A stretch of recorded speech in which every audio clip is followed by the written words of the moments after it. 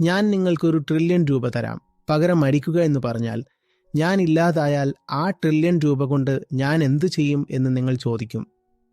അപ്പോൾ നിങ്ങൾക്ക് ഒരു ട്രില്യൺ രൂപയോ ഡോളറോ ലഭിക്കാനുണ്ടെങ്കിൽ പോലും നിങ്ങൾ ശരീരത്തെയാണ് കൂടുതൽ ആഗ്രഹിക്കുന്നത്. അതിനാൽ തന്നെ ശരീരമാണ് ഏറ്റവും ആദ്യത്തെ ബന്ധം. അതുകൊണ്ട് നമ്മുടെ ശരീരവുമായി ബന്ധമുള്ള ആളുകൾ നമ്മളോട് അത്രമേൽ വളരെ അടുത്ത ബന്ധുക്കളാണ്. അതുകൊണ്ടാണ് അമ്മയ്ക്ക് കുഞ്ഞിനോടും കുഞ്ഞിന് അമ്മയോടുമുള്ള ഈ മാറ്റമില്ലാത്ത അനിവാര്യമായ ബന്ധം. ശരീരവും. കുഞ്ഞ് വളരെക്കാലം ഗർഭപാത്രത്തിലായിരുന്നു എന്ന് ആ കുഞ്ഞിന് അറിയില്ല. പക്ഷേ അമ്മയുടെ ശരീരമില്ലാതെ അതിന് ഭക്ഷണം കിട്ടില്ല എന്ന് ആ കുഞ്ഞിന് അറിയാം.